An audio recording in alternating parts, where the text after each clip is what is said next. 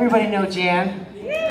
Don't we love her? You have a lot of experience with the Secret Service, don't you? Jan used to yell at them all the time, right? Mike, she's watching you. Well, we are very lucky to have these distinguished gentlemen on board the stage here at the Cherry Blossom Festival. So what I'm going to do is I'm going to let them go down the line and introduce themselves real quick. I also have, thank you, Dr. Larry Cook, for joining us on stage as a subject matter expert, as well as our First Lady's man, Andy Oak. So thank those two guys for coming up on stage and also being able to add into our wonderful panel. But I am going to start, and by the way, everyone knows Paul Landis, right? Yeah. We love Paul. He's a Cherry Blossom Fester now. Paul can't talk. His voice is gone. So he's going to do his best. I think it's muted. Yeah, so I'll help him tell his story and he'll do his best. Toast. Okay. Guys, these mics, you have to talk right into them, just like that. Okay? But I'm going to let them introduce themselves. We're going to just go right down the line. Tell us who you are, what's the first and last administration. That does not pertain to my first guest right here, because he's still active Secret Service. Good afternoon, everybody. My name is Mike Swanger. I'm the Deputy Assistant Director at the Secret Service currently.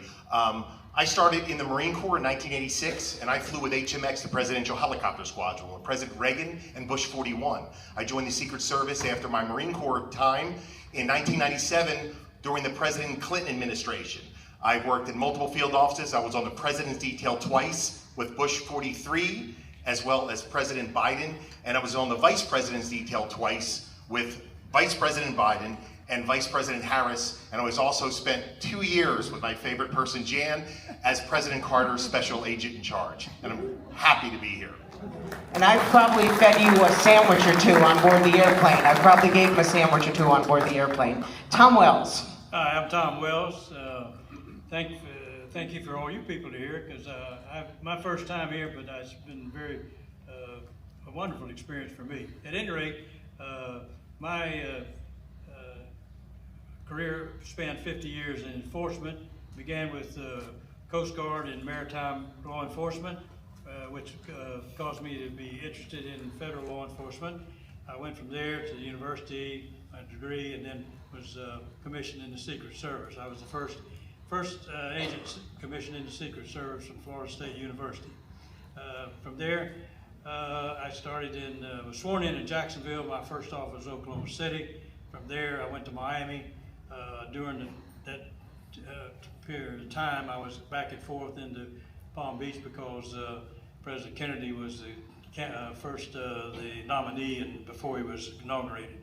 I later transitioned from Miami to the White House, first on the White House, what we called that those days, the White House detail.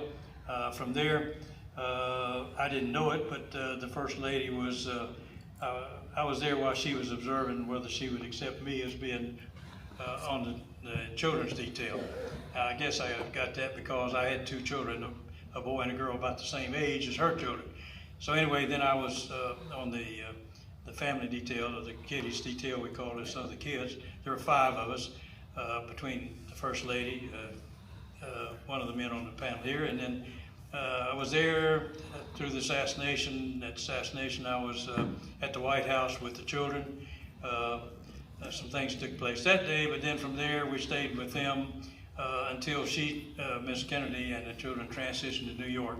At that time, that was later the next year, and we turned that operation over to our New York field office. From there, I went back to President Johnson at the White House, and from Johnson, after he was elected, I went and transitioned to the Vice President's office. I was later a supervisor there, went back to the field as an agent in charge of an office, came back to Washington as an inspector, was there at the headquarters for 5 years, doing some very interesting work. And from there went to Birmingham, Alabama as the agent in charge of the Birmingham field office. After that, I retired. That was in 1981. I was through 7 presidents, beginning with Eisenhower and ended in Reagan. 7 presidents. Wow. Thank you, Tom. Jenny, tell us who you are. Who was your first and who was your last administration? Before I do that, I want to say that this is how we're all supposed to look.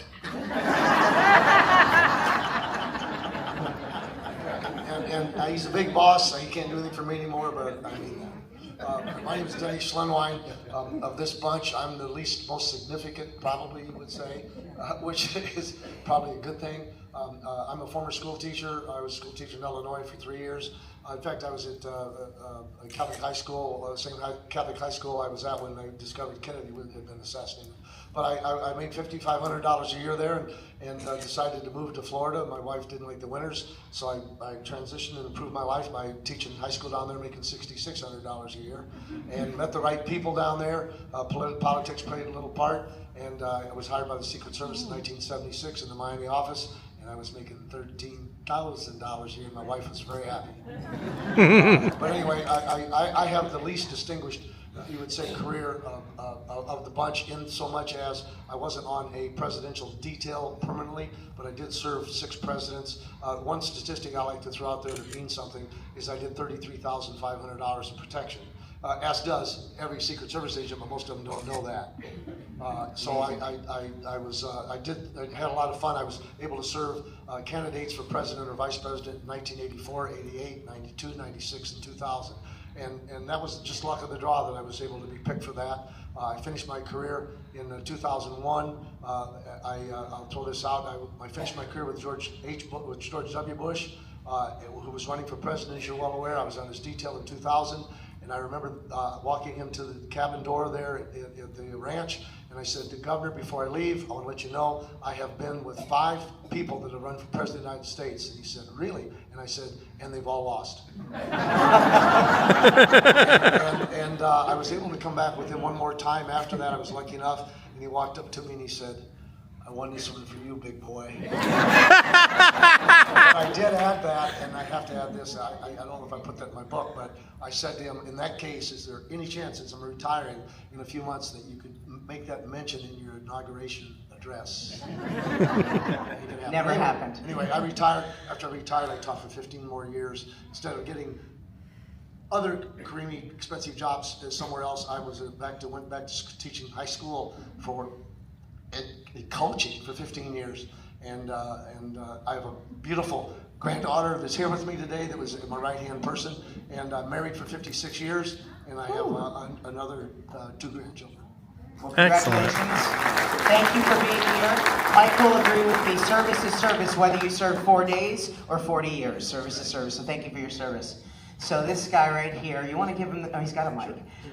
He can attempt to do it, but he joined the Secret Service and was in the Secret Service for a few years. His first president was Eisenhower. So tell us who you are. Can you do it? We know who you are, Paul Landis. I'm Paul Landis. Okay, Paul Landis is an amazing, really American hero. And really just a part of the American history and the Secret Service history, certainly. He wrote an amazing book called The Final Witness, and it's out there for you. And his stories are just incredible. We heard him for the first time last year in over 50 years. Most people will take something and they run with it for their lives. Now, here's the difference between historical facts and that of what we see on television or read in books or anything sensational. Somebody who waited over 50 years to tell their story. Not doing it for money, not doing it for fame, could care less about any of that stuff. Doing it solely because he read a book, he saw a book, and he thought, wow, this book is pretty good.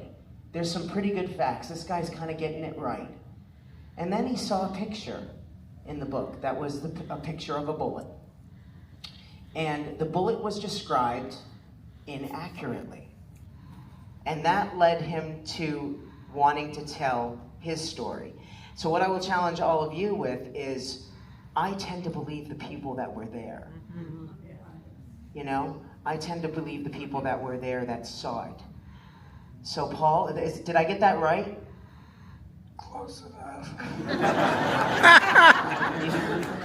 So he's noted for finding the bullet at Parkland Hospital after getting the First Lady and the President out of the limousine. He found the bullet behind Mrs. Kennedy, where Mrs. Kennedy was seated, and brought the bullet in, put the bullet in his pocket because he knew it was a piece of evidence that needed to be collected and most importantly needed to be gone to the right place.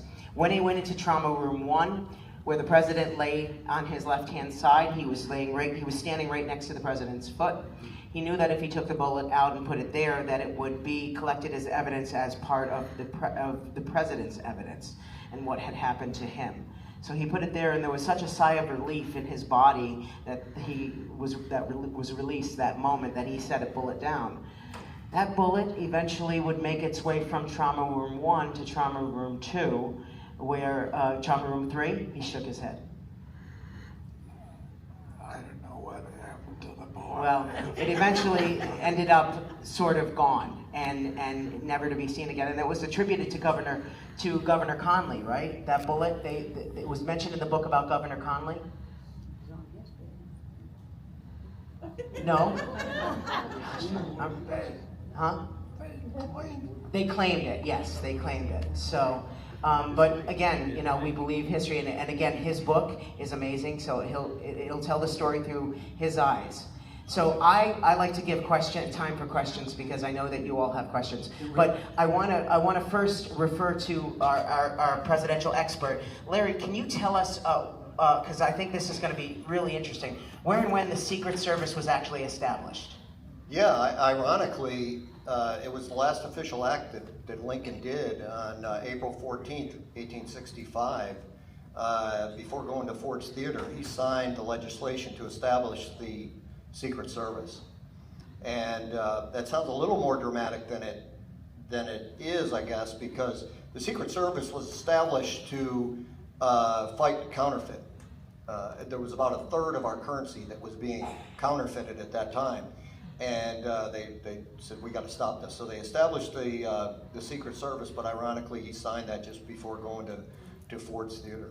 So it wasn't established because of the assassination that night, but ironically, it was established that day, but just for a different purpose, because there was such a problem with the counterfeiting back then. Yeah, the protective part of it didn't really come in till 1901, after 1901, when McKinley was assassinated. So when McKinley was assassinated, were the First Ladies already assigned, we're going to go to Andrew, were the First Ladies assigned a detail in 1900, in the early 1900s?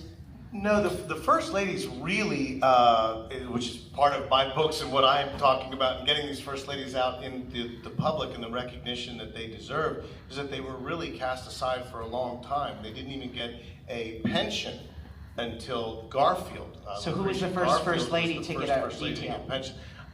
The first lady to get detail, I'm not exactly sure who would be the first lady to have Secret Service detail. I know it is now part of that, and it was led up to after the pension and when they started to get included in these benefits of the president, but keeping in mind that this is not an elected official, not a paid official, with no job description. So they've really had to work their way into being included in these benefits of a president, and in more modern times, of course, we protect them and the family, as has been indicated. And in the realms of our government, the First Lady position is really, it's more of a position. It's not an official position in the sense that you know, there's offices assigned, she gets a staff and all of that, but it's not like the presidency or the vice presidency. Well, and also, Richard, there's no legal obligation for a First Lady to do this. And oftentimes, the most recently that we've had would be Wilson in 1913 after his first wife died and his daughter Margaret filled in.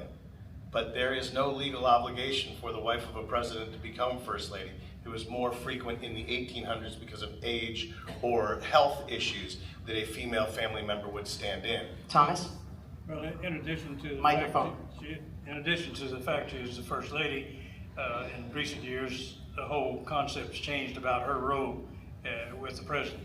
But the threat situation is what enters into the demand for security for the First Lady. And that's the primary, in addition to the nation's recognition of her position. Mike, when you come into the Secret Service, big shoes to fill, right? 100%. One of the things that we try and teach our new agents and officers when we mint the new ones that come on training, we teach them our tradecraft as well as our culture. And our culture was established right here.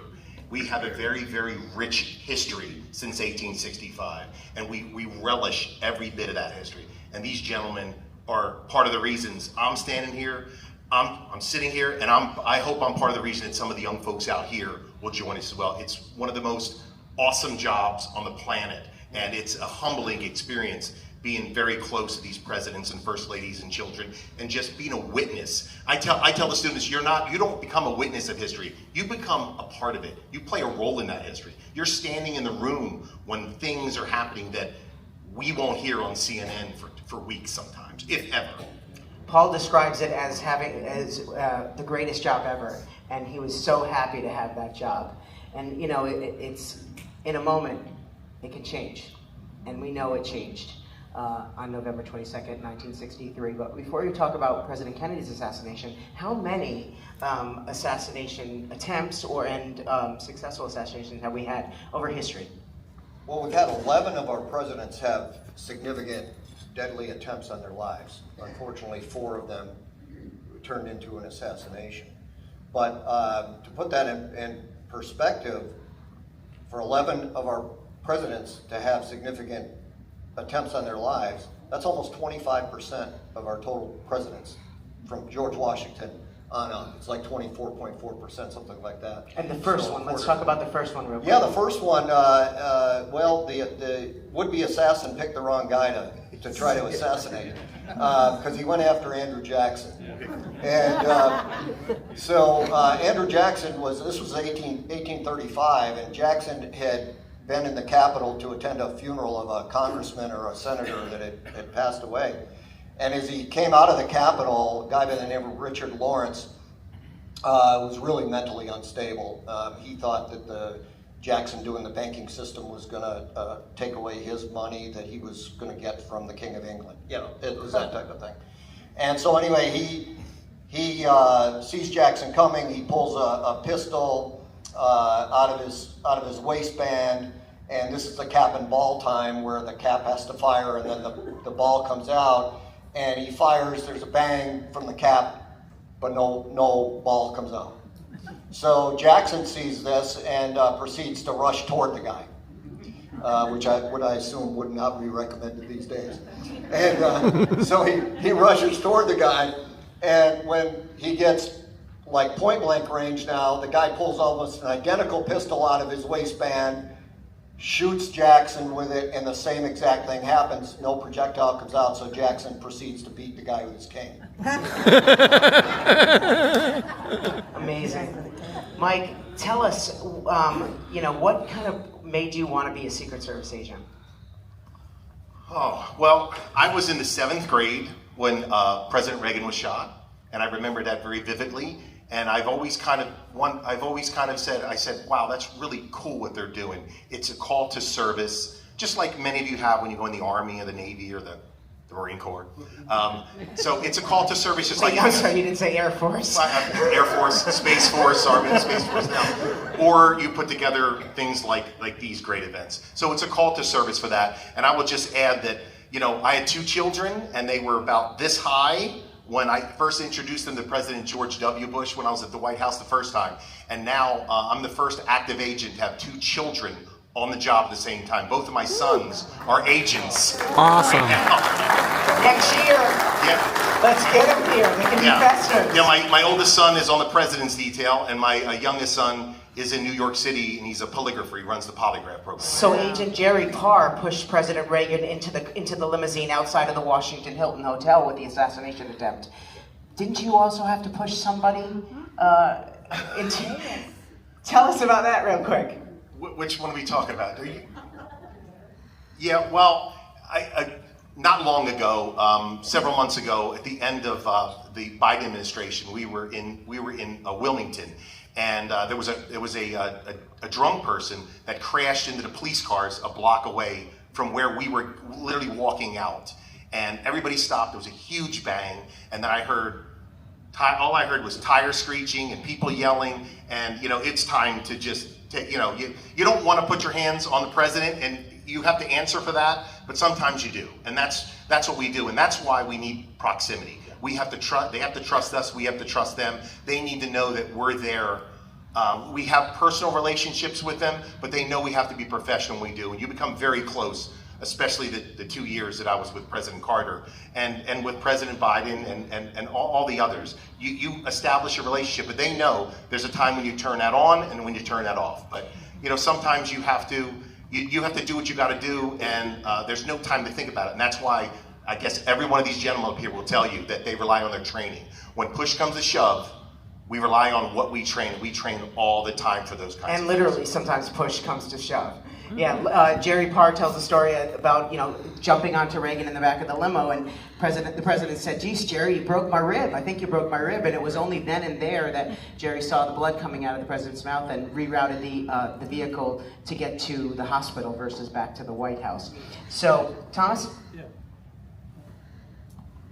Just to add on Jerry Parr, he was one of my shift agents in the vice president's detail earlier.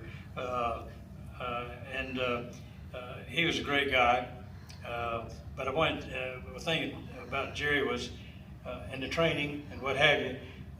Normally, when the bell rings, so to speak, the evacuation, that we move the principal to a secure location, which is always predetermined wherever we are at any time. In that case, it would be back to the White House.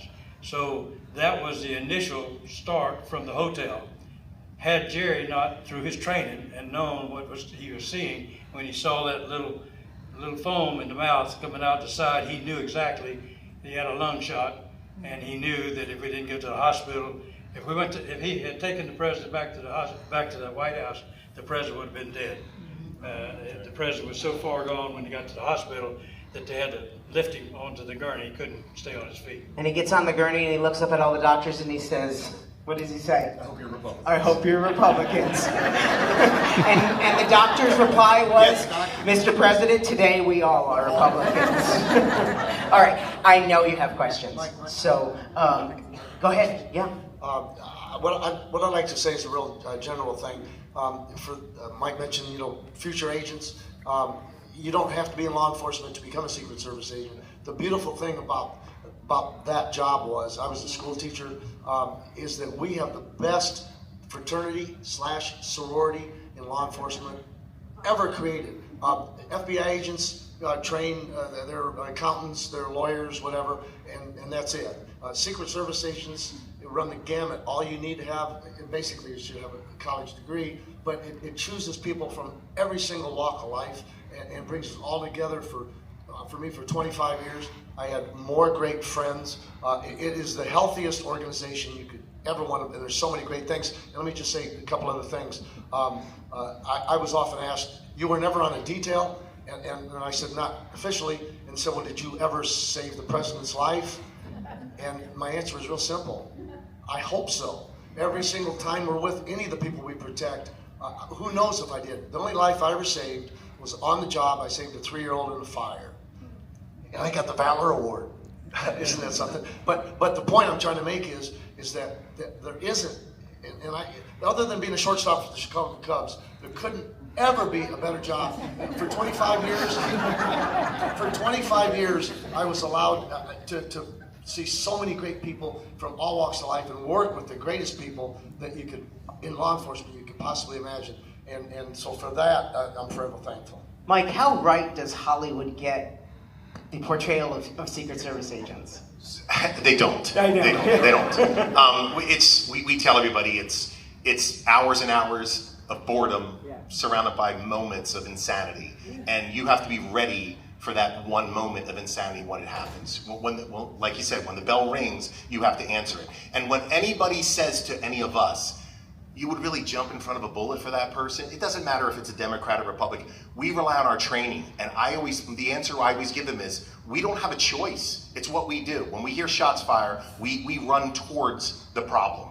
And that's the way we train. We train like that every single day. And I see it, I still see it. I'm so encouraged. The reason why I'm still a Secret Service agent after 28 years is I love every single day of what I do. I actually got in trouble on a movie set once because I played a Secret Service agent in The Sentinel with Michael Douglas and Kiefer Sutherland. And we were waiting around for them to do the shot. And all the guys are, you know, they want to look good on film, so they're all like this and all buttoned up. And I was like, I went around and I was like, hey, unbutton your jacket, unbutton your jacket. And they're like, what? And the guy in the wardrobe department came over and she goes, why are you telling them to button their, I'm like, 'cause you ever see a secret agent with their jacket unbuttoned or buttoned? And she's like, I don't know. So they kind of ushered me off set, but and I was actually supposed to be there. Most of the time, I'm on movie sets and I'm not supposed to be there. Those who know me know. Okay, Jordan. Funny moments with presidents or interaction on the job? Any funny moments? I've got one. Before I forget too, I've written a book too, and it's out there, and I mentioned that. I'm going to give you a shameless plug. You don't think I know my job? Okay, thank you. So I was with Geraldine Ferraro, which was really cool. She's the first female, as you realize, to ever run for major office. So right off the bat, she didn't know my name, but she knew I was an agent. We were at San Diego State University, and she was shaking hands with all these kids in the outside. And as she did that, I went up to her, and she was shaking hands, and I came up behind her, and I grabbed her belt. And as I grabbed her belt, she was doing this. And she did that, and we got done, and we went backstage, and she said, agent, she didn't know my name then, stop with the loosey-goosey stuff. And I said, Miss Ferraro, like in a concert, can you imagine what would happen to us if one of these students grabbed her and pulled her into the crowd and surfed her? So for the rest of the time we were with her, for the whole campaign, she would get on stage and she'd go. All right, use your mics because the world is watching online. I mean, they got to hear us. Questions? Yes, sir. One quick question. So if you imagine a detail with a president, say, or someone, one of the questions I had was, how much authority does the Secret Service have to control what's going on? I mean, do you have to make judgment calls if a president suddenly wants to do something that seems, and then you? Oh, you mean with the president himself? Yeah. Are you Well, obligated to do what he says, or can you? Some presidents obviously don't realize who we think we are, but I can recall. So the president doesn't have a choice. We have to be with him. Now, can we tell the president no? We absolutely can if it's a security reason. We try and convince first the staff, this is not a good idea, we shouldn't do this. But I actually went in the Oval Office with George W. Bush once with our SAC, because I was doing the advance for the Daytona 500. And he wanted to get in the car and do the whole lap around. And we said, listen, sir, we can't do that. He said, well, I want to do that. He said, well, if you want to do that, we're going to have to sweep the entire station. It's going to take this much manpower, this many mags. It's going to put the public out for hours standing out there at magnetometers. So we talk to their protectees and tell them why we don't believe it's a good idea for security, but we can't tell them yes or no, they can't go anywhere unless it's a war zone, unless it's something for security. And we do that. We have conversations with them all the time. So that race that he was at, they gave him that helmet with the flag, the American flag and the eagle on it. When he got on the airplane, he put it on and he went like that. It was fun. I can add to that, Richard. I can add. Go ahead. The funny. I don't know if it's funny, but interesting. When the revolution happened down in the Dominican Republic several years ago. Further back than some of you people are old enough to know about. But anyway, President Johnson declared it a communist uprising. And then there was a lot of pushback from the press, so he sent the FBI down to prove his point. So the next thing is they have a ceasefire and the vice president's going down. So we go down and we're still in the hot zone. There's a ceasefire, but there's a lot of firefights going on, Molotov cocktails and what have you. And so we're briefing the vice president about what we're going to be the next day, where he's going to be, where the problems are, what we've got in the car for him to do and what he's got to do. after we get through with this briefing this night, the night before all the activity is going to take place, he looks at us and he says, fellas, he said, I'm going to tell you, I've received instructions on quite a few of our operations. But he said, I'm going to tell you, this is the first time I've ever heard an assassination briefed. All right, in that vein, have you had experiences with either presidents or their family members? He who were said just like, Eleanor "No, Roosevelt I don't reviews want Secret service. Or they didn't want to be bothered. They didn't want them around them because they thought they could take care of themselves. Nixon, right? Nixon turned away after a couple of years. Yeah. Yeah. He thought it was a waste of taxpayers' I know, because I knocked on his door in Jersey. My friend told me, hey, President Nixon doesn't have Secret Service. It was a long drive where you could just walk up. And so I knocked on the door. The maid answered the door. I said, hi, can I get the president to sign my book? And she slammed the door in. I was like, so I looked at my friend. I was like, oh, we're in trouble. 911. Yeah, exactly, right? Yeah, and sure enough, the door opened, and there stood President Nixon, and he said, hi, boys, what do you need? And he signed our book for us. It was great. And Richard, as far as Eleanor Roosevelt, that's true. And she had quite a discussion with the Secret Service, and what they came to was an agreement that Eleanor Roosevelt would get a license to carry and a pistol to carry in her purse, which she did. And when she died, they found her purse with a bunch of sentimental things, some personal notes, some cards of friends, and some verses and poetry and things like that, but also her license to carry. And I promise you, it's on display at the FDR Museum up in Hyde Park, and it looks like my grandmother on a picture with a little hat and everything with her license to carry. Larry, who was the first president to have a code name? Does anyone know? Mike, anybody? President have a code name. Code name? Yeah, like Reagan was Rawhide, Rawhide. and then First Lady. Carter was Deacon, of course, and his wife was Dancer. But the neat Kennedy one was what? Lancer. Kennedy was Lancer. Microphone. First Microphone. Lady was Kennedy was Lancer. First Lady was Lace. Caroline was Lyric, and John was Lark. I was saying that Carter was Deacon.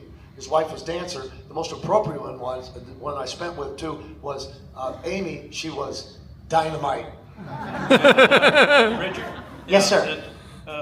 Interesting, Dancer. I was Dancer in the Kennedy administration, so Dancer was used more than once. Yeah. So Dynamite in the classroom?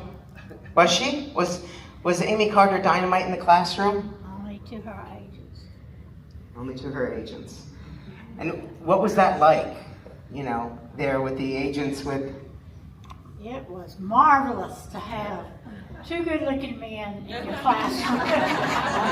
And, I mean, Jan was the teacher, by the way. I just was to let you never know. having a problem with discipline ever more in my life because I had briefed them about the agents and that they were there to protect. It was just a challenge to let Amy have a natural life. But then when Mike came up on the detail, he's sitting in the church sanctuary, and I just speak to him nicely.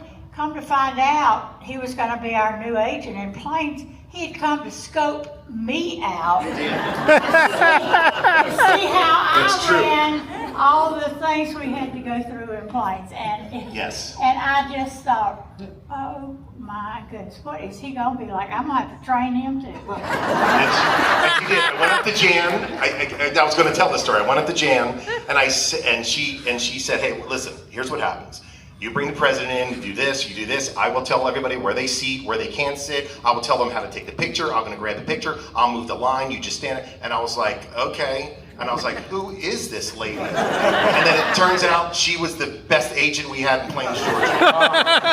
And you must have did a pretty good job because when I called Mike, I said, hi, I'm a friend of Jan and George. And he said, well, then you're my friend because I'm...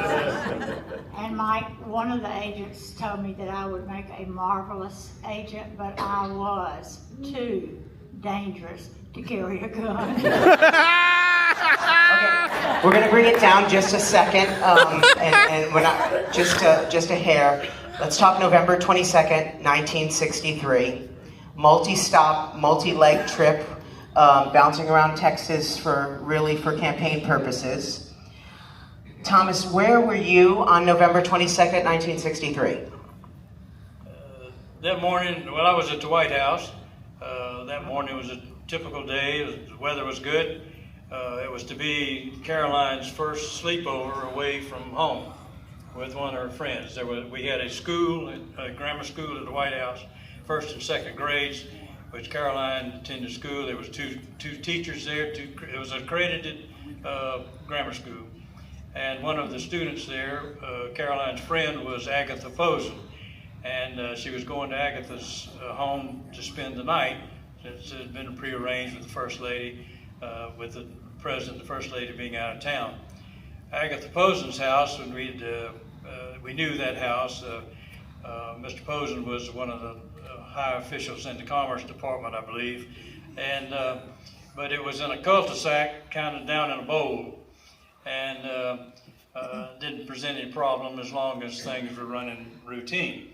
But anyway, Ms. Posen was at the White House. I think she had lunch with Maud Shaw, the governess, that day, and then she came out. The girls were in the back seat of Ms. Posen's car, and I was in the security vehicle behind. So we left the White House, and we were headed up toward Chevy Chase, where their residence was. I got a blast on the commercial radio. The shots had been fired in the vicinity of the President's in Dallas. I immediately stopped Ms. Posen, and as I went to the car, my first concern was if the girls had heard anything. Ms. Posen immediately said, "I don't think they heard anything. I heard it on the radio. I turned it off, and they were talking. I don't think they heard anything." I said, "Well, just keep alert.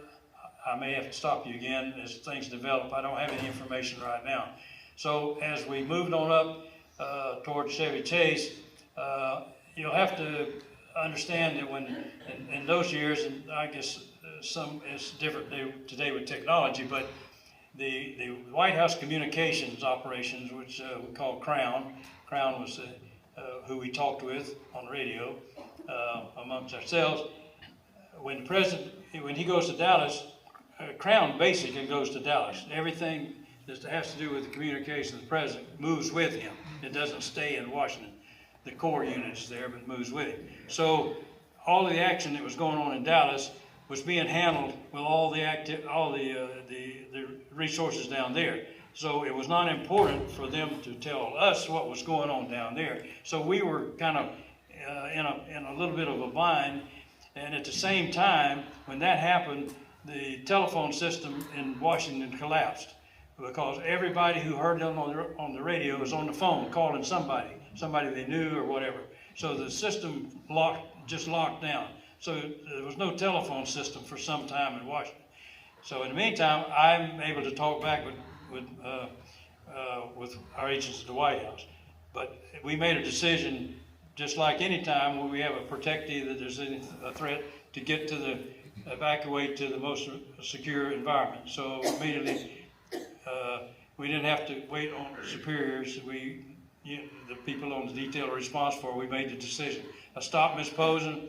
I told her, I said, been a change in plans. I'll have to take Caroline back to the White House. And she objected a little bit because she thought Caroline would be better at their house.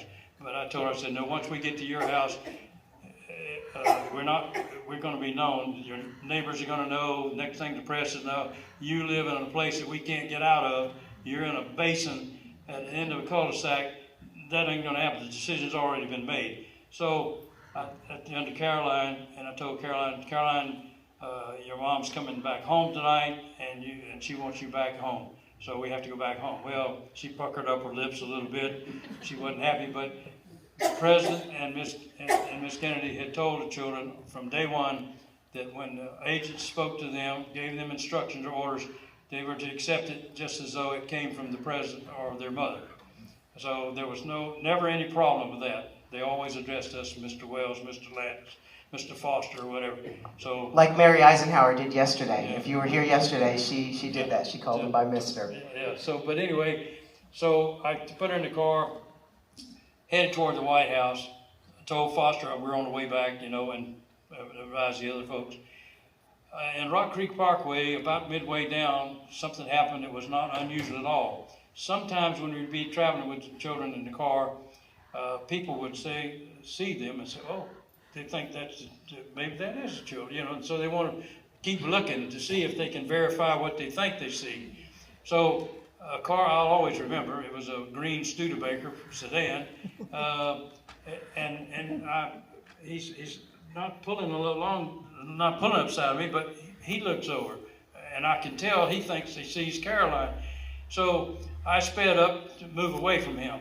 He never accelerated. He didn't make any change. I left him, went on back.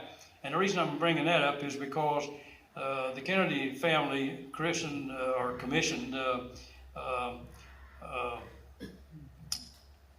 my rusty brain is named to write the book about the president's life. And in the interviews with him, when we were instructed to be interviewed by William Manchester. So in Manchester's book, there's several things he wanted, and what he thought he wanted me to say, because he thought I would give him the answer that he wanted. He identified that as a chase, to say that there was something there beyond what went on in Dallas. And I kept telling him, no, there was no chase, and explained to him what happened. When we'd be in Palm Beach a lot of times, we'd be along, and a car on the side of us would be looking at the children and run into the car in front of them and stop for a red light. So I knew what was happening. But anyway, we went back to the White House, came back in there, and from there on, you know, there was... And of course, the first lady and the former president hadn't come back till that evening. That was 4 o'clock the next morning, yeah, when they arrived, yeah. Right, back at Andrews. Isn't that memory incredible? It is incredible. And Yeah. You were shaking your head when you heard Studebaker, because you're thinking a Studebaker now compared to what we do. And Paul mentioned, you know, the duties of a Secret Service agent then were vastly different than they are now. And there were only 400 agents in 1963, and now there's what, 33,000 or something, or more? We wish. No, how many? No, the Secret Service has about 7,400. 7,400. And that's not all agents. Okay. No. So we have about 3,500 agents. 3,500. Yeah. That's where the 35 came from. Got it. And I'm sorry. Historically, we've been about 10% of the FBI, to give you an idea. When I came in, we had basically 300 agents, and they had 3,000. And today, we're just about 10% of what they have. So it's interesting that over all these years, it stayed about 10%. But Majority not protected detail, though, right? Or the majority protected detail, or? No, but you have to, you know, the Secret Service is well balanced between investigative and our protective missions. Because remember, we still do the counterfeiting since 1865. We do credit card fraud, computer fraud. We're written into the law for those things. So we do all of the crimes against children. We get involved in a vast array of criminal activity. And then we also have to protect. We also have protected intelligence. So every person that writes the White House or emails the White House and makes a threat or a veiled threat, or Jan gets drinking too much and she says something in a bar, you know, we knock on Jan's door. So these are all, and it's a pattern where it's a phase. You start off in a field office, you learn our tradecraft, you learn our culture, and then you move on to the phase 2, which is protection. But you can only do protection for so long. About every 4 years, they want you to flip in and out of protection. Yeah. Questions? Yes, ma'am. Hi. I was wondering what you all thought about the attempted assassination attempt on President Trump in Pennsylvania, and did you think that was handled well or not? Mike? So the investigation continues, but I think what I want you all to know that what you witnessed was a bunch of heroic actions that day. You witnessed our uniform division, our counter snipers, and our agents do exactly what they're trained to do. So beyond that, I really shouldn't comment any further that, but I will tell you that the actions that our folks took that day saved many more lives that could have been lost. I want to just add one quick thing, real quick. Please, Denny, yeah. One of the things that really makes it work in protection, especially, is the key word is to be proactive. And if there's anything they did that day. You can't be reactive. It's too late. So we're built on being proactive. 2 quick questions. When the sons and daughters of the president go on dates, I'll leave that up to you guys. And then the second one is after they leave office, the president, his wife, children, even grandchildren, how long do they have Secret Service protection? Is it like the rest of their lives? Denny, did you have to go on any of the Ford children's dates because you were with the Ford administration? I never had, and when I was with Amy, she was just 15. I went to see the same movie with her dozens of times. My most memorable thing with her, crazy as it sounds, she wanted to go visit the White House one day when Reagan was on a trip somewhere. So I took her, she and her friend, Cricket, and she just wanted to go see the help at the White House. I thought that was harmless. So I took her to the White House, and as we left the bottom floor, after she saw the cook, she pushed the elevator button. But I never worked at the White House that much. And where did we go? We went to Reagan's residence at the top, at which time she and her friend bolted off and ran through the residence. But they were gone. They were on a trip somewhere. They were on a trip. Now this tells you, these guys may think they were in danger in tough situations. They weren't with Amy much.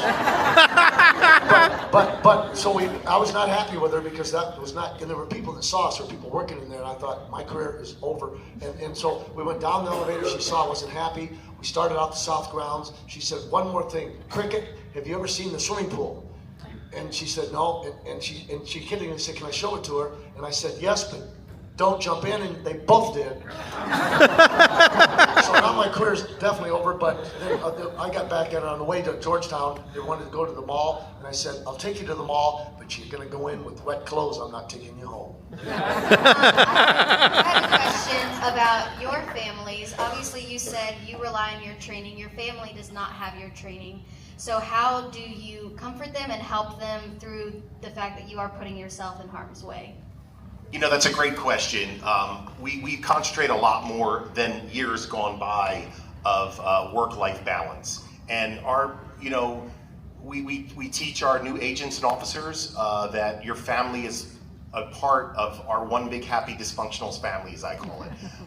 Your wives, husbands, daughters, sons, grandparents, we have to keep them in open communications. There are times that I've been on travel that we couldn't tell them where we were, and that happens because of the situation. I'm sure all these gentlemen were in that same, and that's just part of the lifestyle.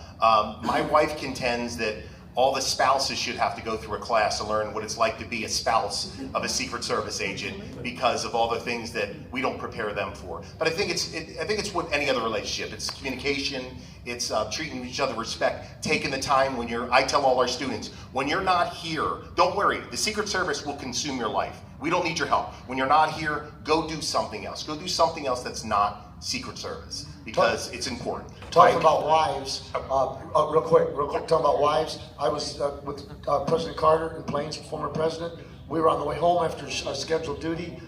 We didn't have cell phones back then, but by the time I got home, I received a telephone call to say, pack your bags, get back, you're leaving tonight for Andrews Air Force Base. We're heading to Egypt to Sadat's funeral, along with 2 other former presidents. So the great husband I was, I wrote my wife a note. She wasn't home. We were supposed to be, I just wrote her a note and said, going to Egypt, goodbye. And my wife was not a stupid person, but she wasn't really into history too much. And I remember she said to me, she said later, I didn't know where Egypt was. Mike, this question is for you, Mike. You said earlier you don't want to put hands on the president, but if you do, you have to answer for it. What did you mean by that? Well, we have to, everything, you fire your firearm, our legal will tell us there's a string tied to that bullet to wherever it goes. So we're not immune to anything. So if they told you the story about Jerry Parr, when he pushed President Reagan in the limo, he thought he cracked his ribs.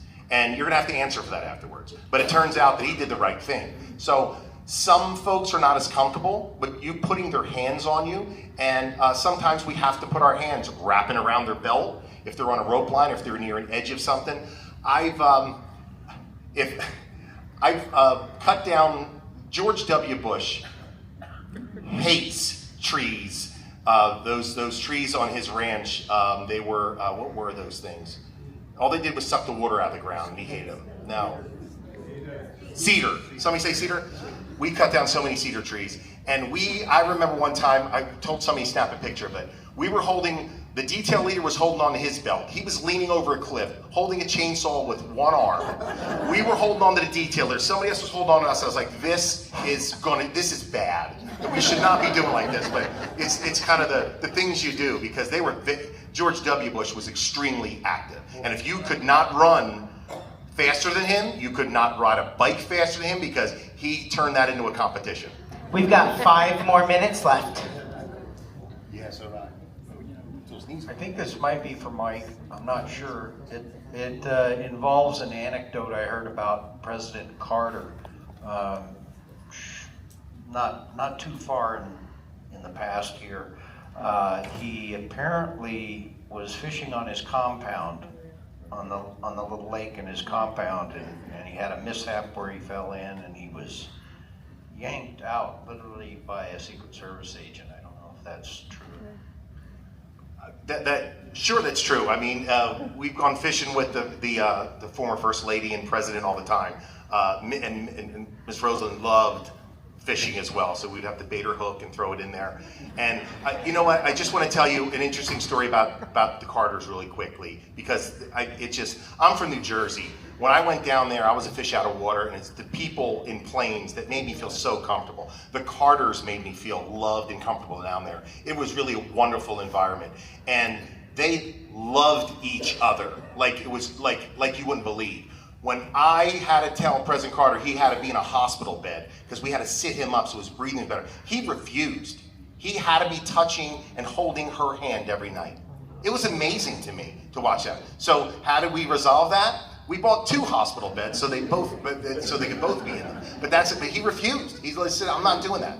I'm not doing that. I'm going to be in bed with her, and we're going to hold hands. We're going to say our prayers and lay on that little tiny cracker of a pillow that they slept on. I never understood that, but yes. Do we have any other questions?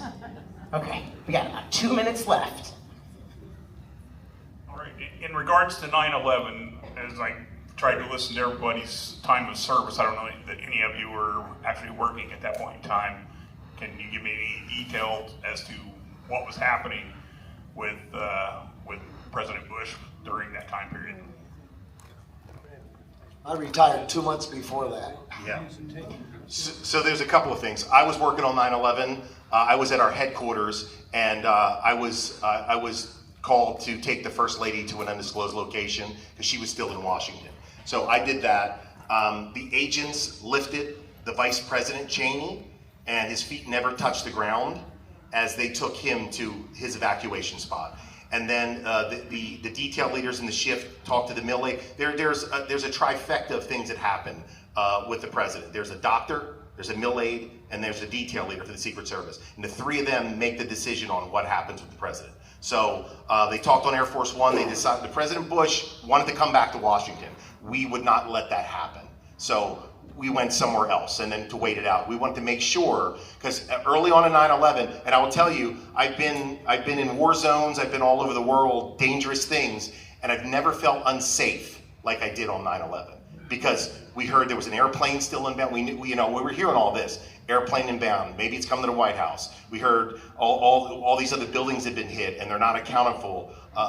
We launched airplanes from Andrews Air Force Base. It was a horrible, horrible day. And I didn't go home. And again, I know we spoke about during the Kennedy assassination, same thing. 9/11, phones did not work. My wife could not get a hold of me at all, and I didn't get home until it was after midnight. It was a horrible, horrible day. So, since you guys are many times in the rooms where it happened, Hamilton fans, you're privy to information and conversations that no one else should or will hear. Do you black out? Do you not take in that information? Do you make yourself forget it? How do you deal with hearing those things, or maybe not hearing those things that are said in those rooms? Yeah, we signed non-disclosures, and I was one of the limousine drivers. In fact, there was a story here about Bush 41 this morning. Is she here? She's still here, the author? Did she leave? She told a story about going to Rome. She's not here. Oh, no. Well, I was driving limo that day, so she was telling the truth about that story. So, but in the limo is their roving Oval Office. Whatever the president, whoever he's having a conversation with in there, or the vice president, whoever he or she is having that conversation with, we're not allowed to discuss it with each other. So it is their Oval Office. We We have to have that proximity. That's why I think you'll remember with the Clinton issue with the whole Monica Lewinsky thing, it went to the Supreme Court because the Senate was trying to make us testify. I mean the Secret Service, we did not want to testify. We refused to testify because we said, we have to be here. We can't be blabbing, and then all of a sudden now they don't want to be by us because we're regurgitating what they ever heard. So it went to the Supreme Court until we lost that case. The only time that we would be forced to do that in a case would be if we had heard something that was illegal, something that was done that was illegal, then it's a whole different story. But if it's a personal issue, done, can't do it. We are lucky, like I always say. Ladies and gentlemen, inside the Secret Service panel, Mike, Tom, Denny, and Paul Landis. Thank you, Larry. Thank you.